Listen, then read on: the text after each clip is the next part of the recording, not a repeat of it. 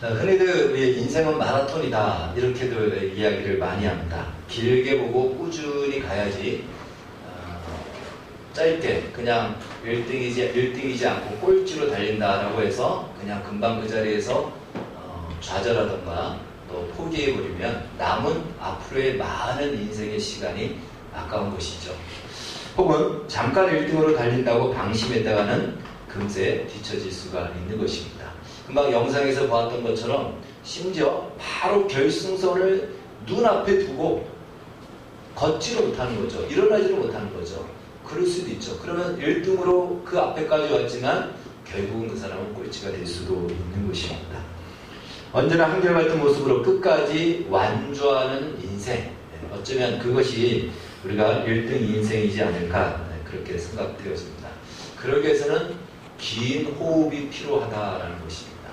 신앙생활도 마찬가지입니다. 신앙생활도 언제 한번 짠 하는 것으로 해서 결승선에 도달할 수가 없습니다. 짠 할 때도 있지만 정말 푹 꺼질 때가 있죠. 오히려 어떻게 보면은 우리의 인생을 보다 보면은 푹 꺼질 때가 더 많은 그런 경우를 우리는 살아가면서 느끼고 경험하게 됩니다. 그럼에도 불구하고 우리에게 소망이 있는 것은요, 우리가 그렇게 정말 짠 할 때가 많으면 좋은데 반대로 푹 할 때가 훨씬 많은데도 불구하고 하나님이 그런 우리를 아시고 있다는 것이에요. 그것 때문에 우리는 소망과 희망과 용기를 가질 수 있습니다. 그럴 수 있는 것은 성경이 이미 그렇게 우리에게 말씀하고 있습니다. 우리 시편 103편 14절 한번 말씀 같이 읽겠습니다. 시작. 이는 저가 우리의 체질을 아시며 우리가 전부임을 기억하시므로다. 히브리서 시작. 우리에게 있는 대제사장은 우리의 연약함을 동정하지 못하실 리가 아니요 모든 일에 우리와 똑같이 시험을 받으신 이로되 죄는 없으시니라. 그러므로 우리는 긍휼하심을 받고 때를 따라 돕는 은혜를 얻기 위하여 은혜의 보좌 앞에 담대히 나아갈 것이니라. 아멘. 오늘 본문에 등장하는 바로 이 아브라함의 그동안의 행적을 한번 잠깐 우리가 살펴보면요. 아브라함의 행적을 한번 보면 창세기 14장에서 연합군을 대상으로 대승을 하죠. 그리고 엄청난 전리품을 얻을 수 있는 기회에 소돔 왕이 사람만 나에게 보내고 얻은 물건은 다 가지라 그러니까 대인배적인 그러한 발언을 쿨하게 보여줍니다. 소유된 경비 외에 나는 아무것도 필요 없어. 아주 정말 카리스마 있고 멋진 모습을 보여줬죠. 창세기 18장에서는요. 소돔성을 위한 중보자의 모습을 보여줍니다. 주님, 의인을 악인과 함께 멸하시나이까 이런 말을 할 정도로 정말 아주 멋진 모습을 보여주고요.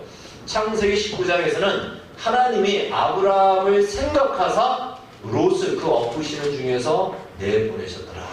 정말 하나님이 아브라함을 어마어마하게 생각하신 거죠. 그 정도로 아브라함의 위치와 비중이 그렇게 서 있습니다. 그런데 창세기 20장에 들어와서 물음표를 찍을 수밖에 없는 사건이 일어난다는 것입니다.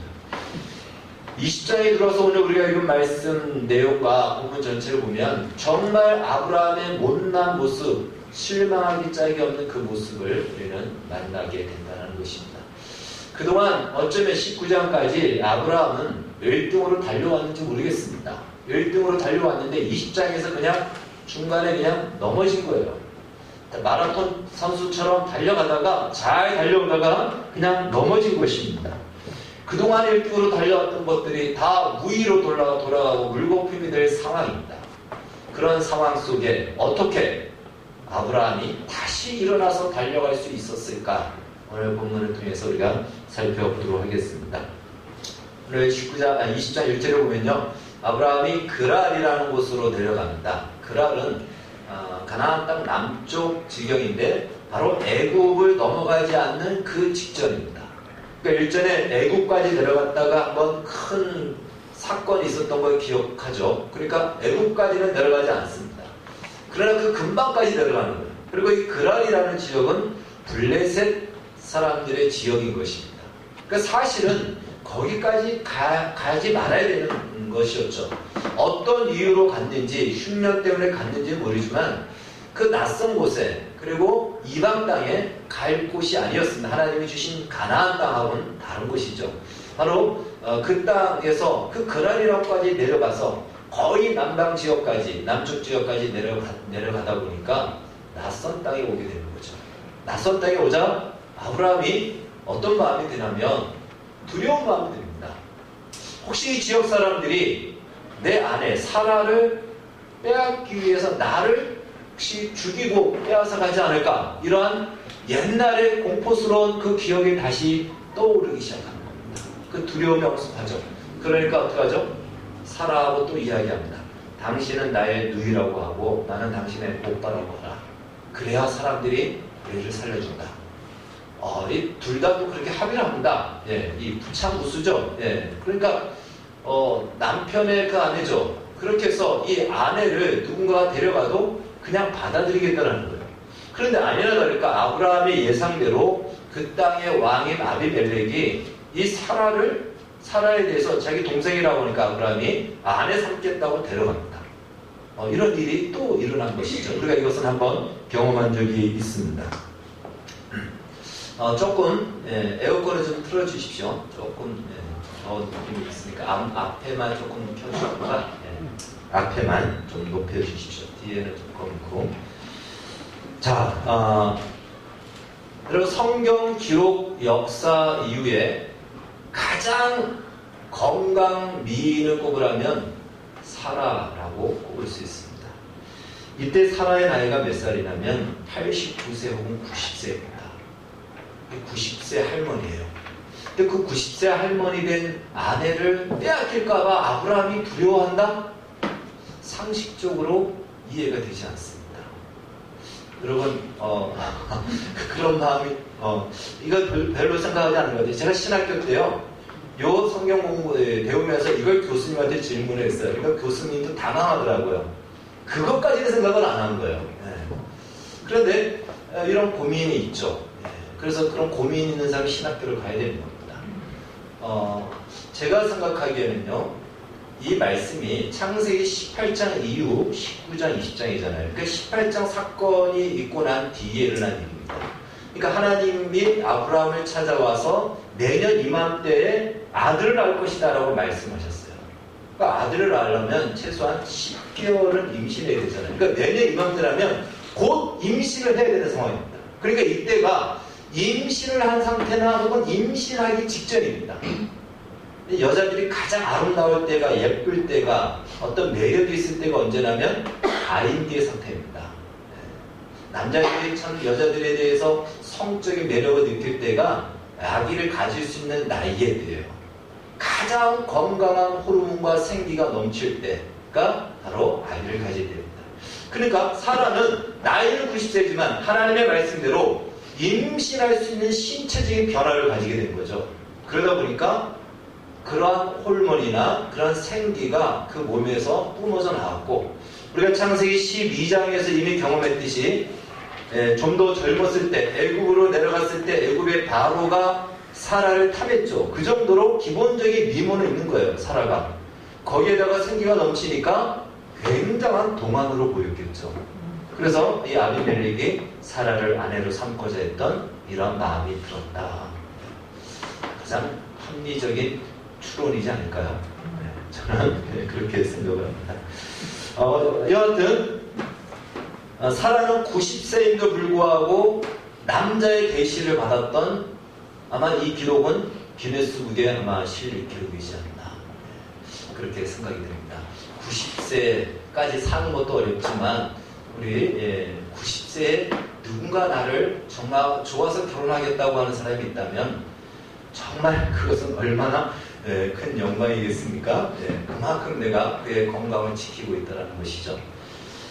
자, 창세기 12장에서도요, 아브라함은 이 방법을 써서 위기를 모면한 적이 있습니다. 우리가 좀 살펴봤죠. 그러나 그때 그 위기를 모면했지만 아브라함에게 있어서는요, 그것은 굉장히 치욕적인 기억으로 남는 것입니다. 그런데 또 자기 살겠다고 또 이 치욕적인 이 일을, 이것을 또 해야 되는 상황이었습니다. 이건 하지 말아야 될 일인데 또 이걸 한 거죠. 이럴 때 쓰는 유머가 있습니다. 조금은 좀 유머의 주제하고는 좀 다를 수 있지만 이런 유머가 있죠. 오래전에 유행했던 유머인데요. 아버지가 아들을 데리고 목욕탕에 데려갔습니다. 그리고는 이제 온탕에 들어가서 아버지가 이렇게 얘기하죠. 아, 시원하다. 야야, 들어와라, 들어와라. 시원하다. 그러니까 이 아들은 아버지 아빠 말이니까 믿고 온탕에 그냥 청포동하고 들어가죠. 근데 들어가자마자 뜨겁죠. 그러니까 후다닥 나오면서 하는 말이 뭡니까? 세상에 율름 없네, 이런 말을 했다고 하지 않습니까? 그러니까 이 사라가 그런 말을 했죠. 이전에 아마 그런 마음을 가졌을 겁니다. 정말 남편이 남의 편이라고 믿을 남편은 없네, 이런 마음을 가졌을 겁니다. 그런데 시간이 좀 지나서 또다시 목욕탕에 갔습니다. 그래서 아버지가 또 이번에도 온탕에 들어가서 시원하다, 야야 들어와라. 그러니까 아들이 지난번에 아버지가 그랬는데 그때 그것 때문에 내가 얼마나 마음이 상했는지 아버지가 아니까 이제는 진짜로 말하겠지 하고는 믿고 또 들어갑니다. 그런데 여전히 뜨겁죠. 그래서 후다닥 나오면서 하는 말이 뭡니까? 저 자식 아직 그거를 못 보냈네, 이런 말을 했다고 하지 않습니까? 이걸 이제 권위에 대한 부분을 가지고 유머를 할 때 쓰는데 아브라함이 그 버릇을 아직 못 버린 거예요. 위기가 오니까 또다시 그 버릇이 나오는 겁니다. 아브라함의 모습이 오늘 이 유머에 맞는 말이죠. 그때는 창세기 12장 때는 하나님을 아직 모르는 때였어요. 처음 부름을 받고. 그래서 그때는 몰랐으니까 자기 살기 위해서 그럴 수도 있겠다라고 생각이 되지만, 그러나 지금 시간이 지금 25년이라는 시간이 지났습니다. 그리고 아브라함은 하나님을 지금 많이 경험했어요. 우리가 금방 살펴봤듯이 하나님이 어떤 분인지도 많이 경험했습니다. 하나님이 얼마나 강력하고 위대한 분인지도 경험했음에도 불구하고 위기가 처하니까 또 자기 살겠다고 자구책으로 이러한 버릇을 또 발휘하는 것입니다. 여러분, 그런데 우리가 이 아브라함만이 아니고 우리 자신도 그렇지 않습니까? 우리가 은혜 받고 믿음으로 살겠다고 할 때는 정말 아주 담대하게 그리고 다짐을 하고 결심을 하는데 하루 이틀 시간이 지나고 상황이 바뀌면 싹 바뀌잖아요. 여전히 인간적인 방법으로 내 식으로 나의 문제를 해결하려고 하고 하나님을 의지하지 않는 우리의 모습을 보게 됩니다. 롤러코스터처럼 그냥 오르락내리락 하는 것이 사실 우리의 실상이죠. 아브라함이 그 모습이 여기서 나타나는 것입니다. 그래도 아무리 그랬지, 한 번 아내를 팔아먹었으면 됐지, 2번씩이나 또 팔아먹는다는 것은 아무리 생각해도 대인배다운 모습이 아니지 않나.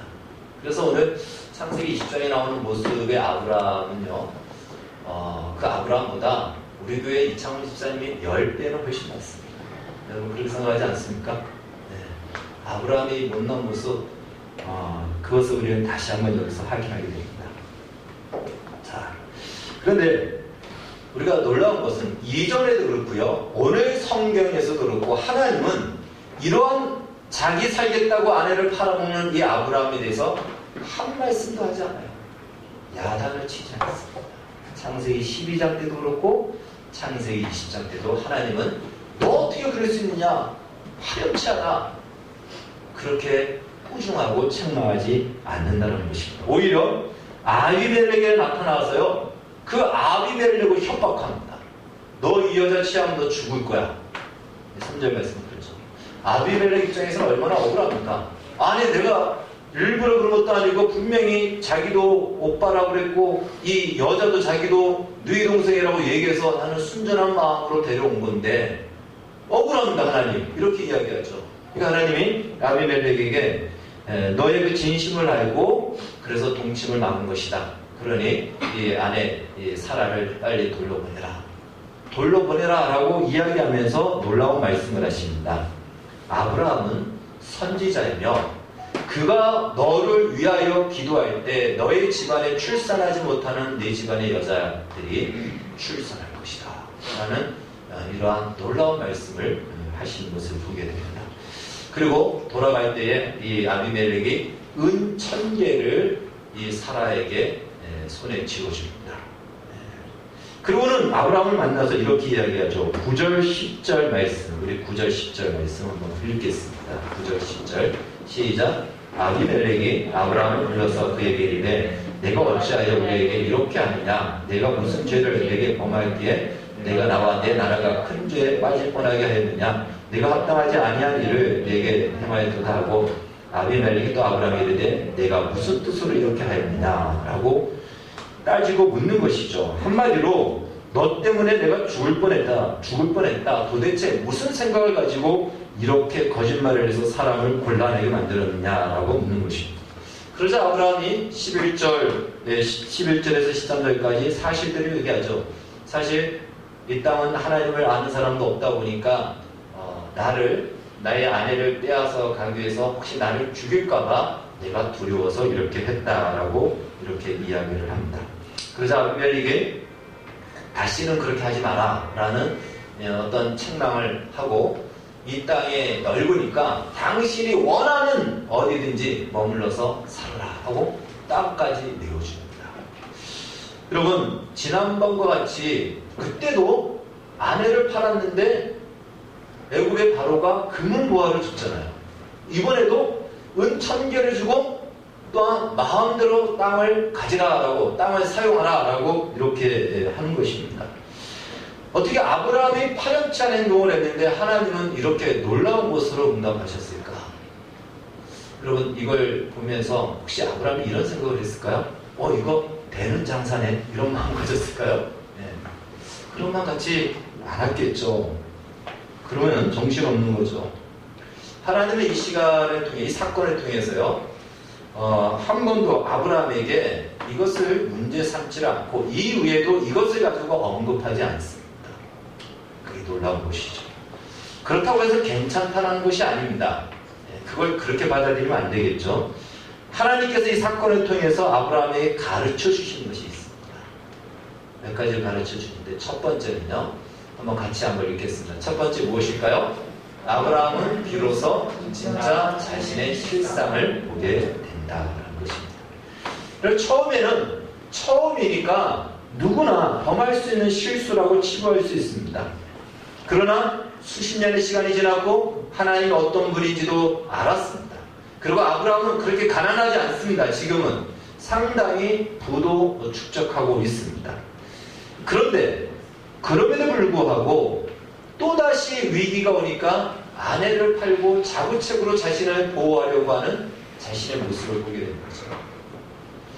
여전히 하나님을 신뢰할까요? 안 할까요? 신뢰하지 않는 것입니다. 신뢰하지 않는 거예요. 위기에 처할 때는 신뢰하는데 또 어느 정도 되니까 이 위기를 내가 이길 수 있다라고 한다면 나의 방법으로 이 위기를 해결하려고 했던 것이죠. 즉 수십 년 동안 신자로 살았고 직분도 받았고 성도로 살았는데 겉보기와 달리 자신의 속은 여전히 세상적인 오늘우리의 모습인 것입니다. 창세기 32장의 야곱 강가에선 야곱의 모습이지 않나 이렇게 느껴집니다. 야곱의 전환점이 바로 이 32장 야곱 강가에서 이루어지는데요. 비로소 거기서 야곱은 자신이 누구인지를 맞닥뜨립니다. 하나님이 물어보죠. 내 이름이 뭐냐? 야곱입니다. 그냥 이름을 물어보는 것이 아니에요. 이름 석자를 물어보는 것이 아니고 너의 존재의 본질은 무엇이냐라고 물어봤을 때 야곱이 비로소 나는 야곱입니다. 야곱이라는 뜻이 무엇이죠? 약탈자라는 뜻이에요. 좀 의역한다면 사기꾼이라는 뜻입니다. 하나님, 나는 지금까지 사기꾼, 약탈자 같은 인생을 살았습니다. 자신의 실상을 고백하고 직면하게 됩니다. 아브라함이 자신의 실상을 볼 수 있었던 장면이 여기지 않았나. 그동안 1등으로 달렸고 조금의 실수는 있었지만 그래도 괜찮은 줄 알았습니다. 그런데 위기가 처하자 2번씩이나 자기 아내를 팔아먹는 이 자리를 통해서, 그리고 하나님은 거기에 대해서 은혜를 베풀어 주시는 것을 보면서 자신의 실상을 만나게 되는 것이죠. 사도 바울은요, 하나님을 위해서 열심을 했습니다. 그러나 다메섹 도상에서 예수님을 만나자마자 자기가 하나님을 위해서 일한 것이 아니고 자기의 의를 위해서 일했던, 그래서 그의 고백이 뭐라고 그러죠? 나는 죄인 중에 개수다라고 이 고백을 하죠. 자신의 실상을 맞닥뜨립니다. 여러분, 하나님은 우리에게 우리의 실상을 맞닥뜨리게 하실 때가 있습니다. 직면할 때가 할 때가 있습니다. 상황과 사건과 여러 가지 많은 것을 통해서 내가 얼마나 못나고 부족하고 연약한 존재인지 하나님 앞에 인정할 수밖에 없고 사람 앞에서도 부인할 수 없는 나의 실상을 도망갈 수 없는 자리로 몰아가실 때가 있다는 것입니다. 그 과정을 거쳐야 진정한 변화가 시작되는 것입니다. 아브라함이 바로 이 장면이지 않았나 그렇게 여겨집니다. 아브라함은 여기를 통해서 그동안은 자기가 처음일 때는 스스로 합리화시킬 수 있죠. 처음이니까. 그러나 지금은 변명할 수도 없습니다. 자신의 이기적인 실상을 인정해야 됩니다. 자신의 이기적인 실상뿐이 아닌 인간은 이기적인 존재일 수밖에 없다라는 이 한계를 절감할 수밖에 없다는 것입니다.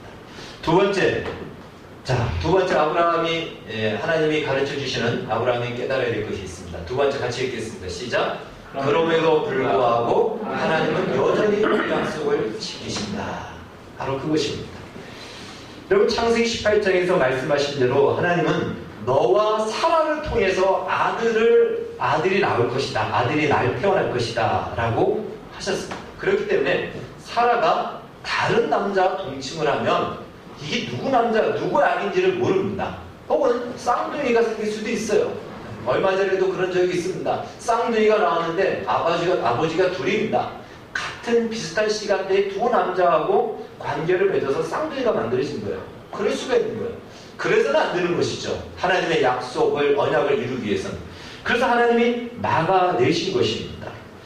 아비멜렉과 동침을 하든 말든 상관없다라고 하는 아브라함. 그 뭐죠? 하나님의 약속을 아직 믿지 않는다는 거죠.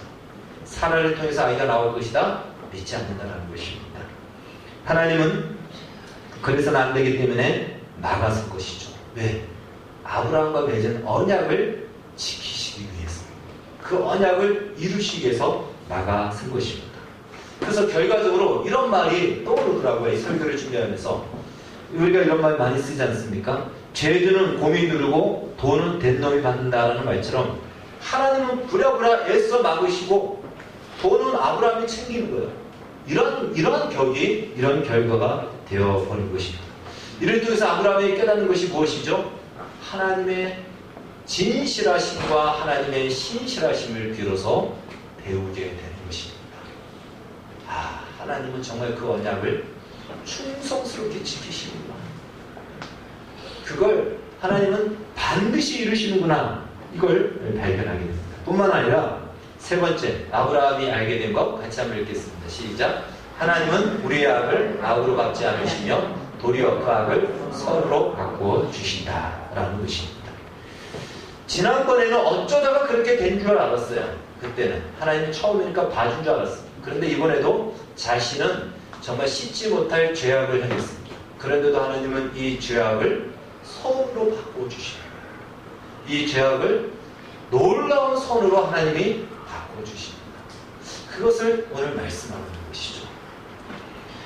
아브라함으로서는 변명할 수 없는 폐륜적인 악이었지만 하나님은 그 악을 선으로 바꾸어 주시는 하나님.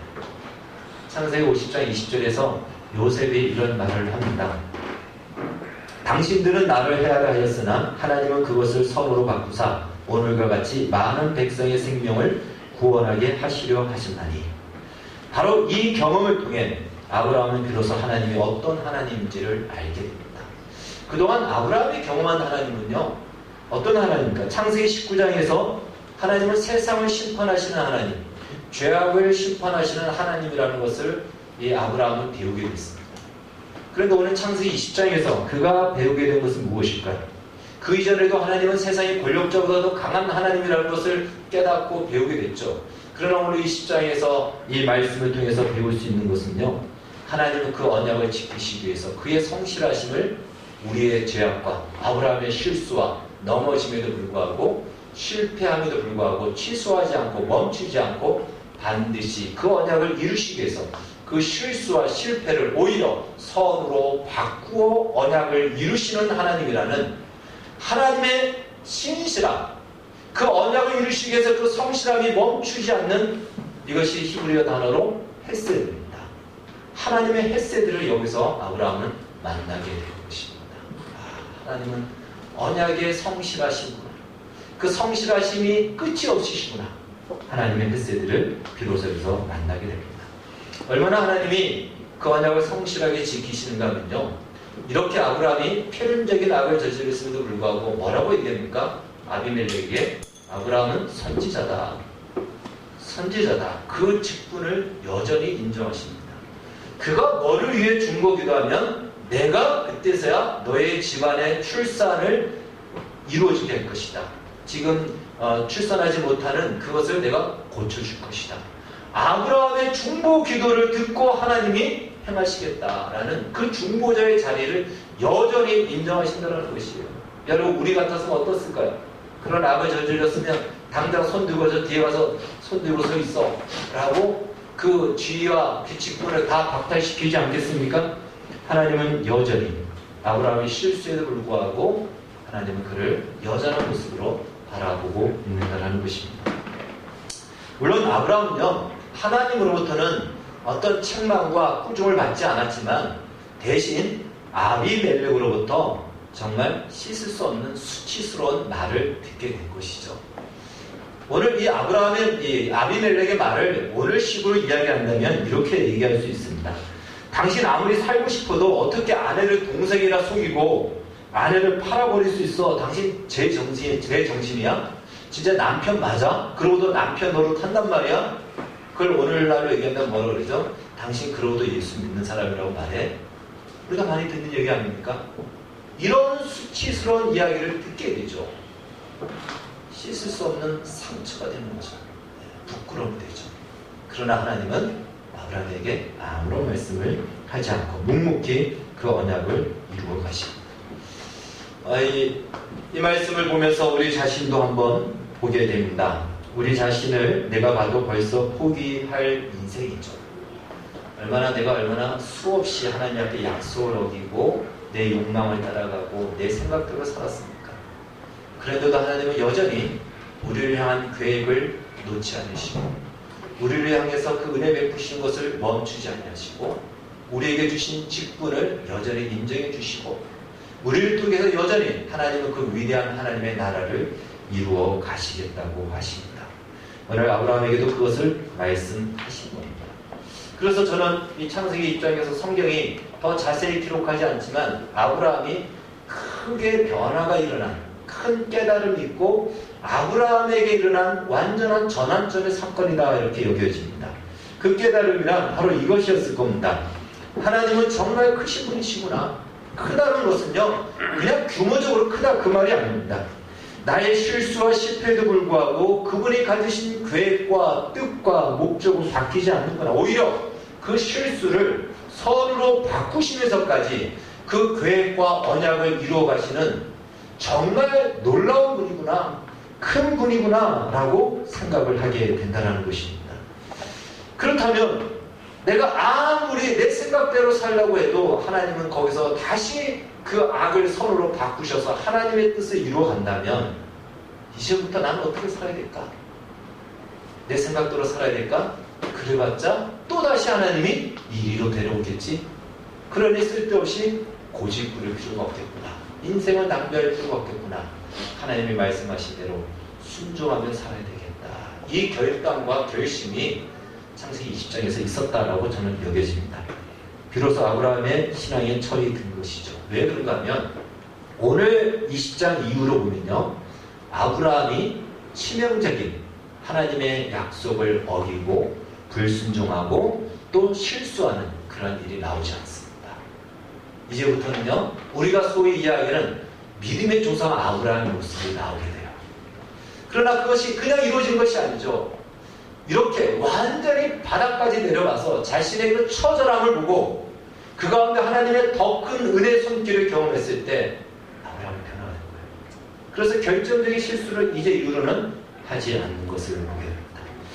따라서 오늘 우리는 이 본문을 통해서 하나님의 큰 그림을 먼저 봐야 되는 것입니다. 우리에게 주시는 교훈이라고 볼 수 있겠죠. 하나님의 나라, 하나님의 계획은 인간의 실수와 넘어짐 때문에 결코 좌절되고 멈춰지지 않는다는 것입니다. 우리가 그것을 그냥 삐껴나간다 할지라도 하나님은 그 삐껴나간 자리에서 그냥 내버려두는 것이 아니고 포기하는 것이 아니고 그 자리에서 다시 결승선으로 돌아오도록 우리를 일으키시고 데려가십니다. 여러분 좋은 말로는 일으키시고 데려가시고요. 조금 어려운 말로 얘기하면요. 해초리를 들어서라도 그곳이 아니야. 그 자리가 아니야. 그 자리에서 일으켜서 가야 될 그 길, 가야 될 그 결승선으로 나오도록 하나님께서 그렇게 우리를 일으켜서 데리고 가신다는 것입니다. 그래서 결승선까지 와서 오늘 영상에 나왔던 것처럼 힘껏 밀어서 1등의 자리에 우리를 세우십니다. 우리의 부족하고 연약한 모습을 통해서 하나님의 나라를 세워가시고 하나님의 위대함과 영광을 드러내시고 나타내시는 인생으로 우리를 사용하신다는 것입니다. 그렇기 때문에 우리는 우리의 실수와 우리의 실패와 우리의 죄와 우리의 연약함 때문에 좌절하고 낙심할 수 있지만 그것보다 더 큰 하나님의 손이 나를 붙잡고 있다는 이 사실 앞에 용기와 소망을 가져야 됩니다. 여러분 이것이 믿음입니다. 믿음이란 나의 생각대로 나의 신념을 갖는 것이 아니고 성경의 사실을 그대로 받아들이는 것이 믿음입니다. 나의 환경은 전혀 그렇지 않지만 하나님의 말씀대로 그것을 받아들이는 것이 믿음인 것입니다. 그리고 그 믿음대로 하나님은 역사하신다는 것입니다. 뿐만 아니라 우리가 기억해야 될 것은 어차피 그렇다면 우리가 다른 길로 가봐야 또다시 이 자리로 와야 되고 하나님이 정한 결승선으로 가야 된다면 다른 길로 가는 인생의 낭비와 또 잃어버리는 그 시간을 포기하는 것이 지혜로운 것이다. 우리는 여기서도 그 교훈을 받게 됩니다. 마라톤에서 중간에 넘어지면 누군가가 일으켜주지 않으면 끝나는 것입니다. 아무리 1등으로 왔다 할지라도 결승선 앞에서라도 넘어지면 못 가는 것이죠. 여러분 이 세상에서 누가 그의 인생을 일으켜줄까요? 우리에게는 하나님이 있다는 사실이 얼마나 감격스럽고 감동스러운지 모릅니다. 내가 어떤 자리에 있더라도 하나님의 그 은혜를 우리에게 멈추지 않으십니다. 여러분 세상적으로 별로 존귀한 자리라고 여겨지지 않는 자리에 있다고 해서 하나님의 은혜가 배제된 적이 없습니다.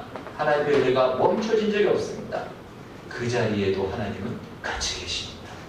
거기서 하나님이 하실 일이 있고 우리에게 깨닫게 하실 일이 있고 우리에게 믿음으로 일어나도록 우리를 독려하신다는 사실을 기억하십시오. 그래서 거기서 일으켜서 하나님이 원하시는 그 목적과 그 결승선을 향해 우리를 데리고 가신다는 것입니다.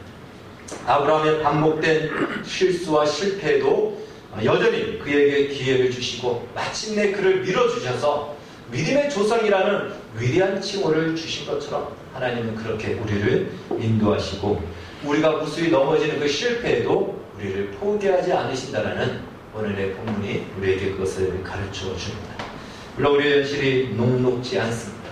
그러나 이 현실 속에서도 힘들고 어려운 현실이라 하여 하나님이 우리를 떠나 있지 않고요. 하나님의 은혜가 오다가 멈추어진 적은 한 번도 없다는 사실을 기억하십시오. 지금 이 자리에 하나님의 은혜가 우리와 함께 하시고 내가 처한 현실에도 하나님이 함께 하십니다.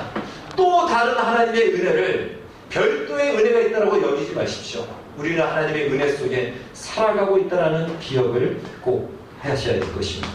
그래서 우리는 그곳에서 과연 하나님이 어떻게 우리와 함께 하신다는 것을 마침내 경험할 것입니다. 그래서 하나님의 위대함을 우리의 입술을 통해서 고백하고 증거하게 할 것입니다.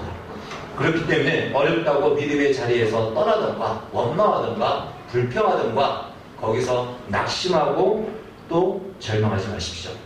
그래서 돌아오는 것이 있다면 부끄러움밖에 없고 수치밖에 없다는 것입니다. 여러분이 어떤 자리에 있든지 그 자리를 통해서 원망, 하나님 왜 이러실까가 아니고 하나님을 더 깊이 알아가고 더 많이 알아가서 하나님의 언약을 나도 신뢰하는 그것을 기대하고 그 믿음을 가지고 견디고 이겨낼 때 우리의 인생이 하나님의 나라가 펼쳐지는 현장이 될 것입니다.